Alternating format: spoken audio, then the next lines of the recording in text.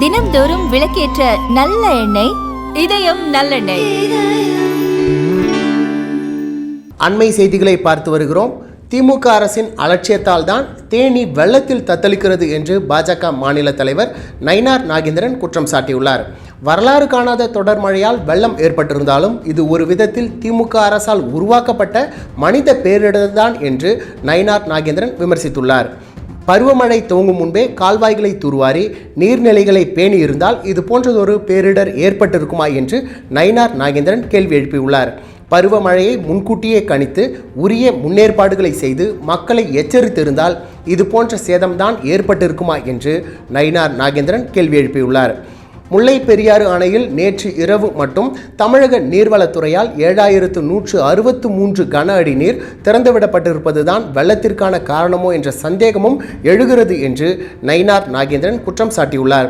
முதல்வர் ஸ்டாலின் மீட்பு பணிகளை துரிதப்படுத்தி வெள்ளத்தால் பாதிக்கப்பட்ட மக்களுக்கு உடனடியாக உரிய இழப்பீடு வழங்கி கை கொடுக்க வேண்டும் என்று நயினார் நாகேந்திரன் வலியுறுத்தியுள்ளார்.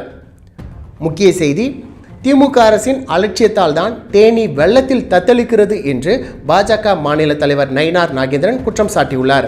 வரலாறு காணாத தொடர் மழையால் வெள்ளம் ஏற்பட்டிருந்தாலும் இது ஒரு விதத்தில் திமுக அரசால் உருவாக்கப்பட்ட மனித பேரிடர் தான் என்று நயினார் நாகேந்திரன் விமர்சித்துள்ளார். பருவமழை துவங்கும் முன்பே கால்வாய்களை தூர்வாரி நீர்நிலைகளை பேணியிருந்தால் இது போன்றதொரு பேரிடர் ஏற்பட்டிருக்குமா என்று நயினார் நாகேந்திரன் கேள்வி எழுப்பியுள்ளார்.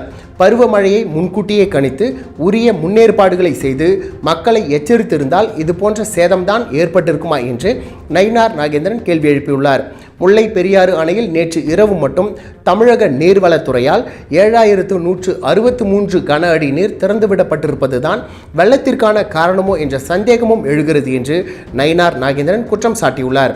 முதல்வர் ஸ்டாலின் மீட்பு பணிகளை துரிதப்படுத்தி வெள்ளத்தால் பாதிக்கப்பட்ட மக்களுக்கு உடனடியாக உரிய இழப்பீடு வழங்கி கை கொடுக்க வேண்டும் என்று நயினார் நாகேந்திரன் வலியுறுத்தியுள்ளார்.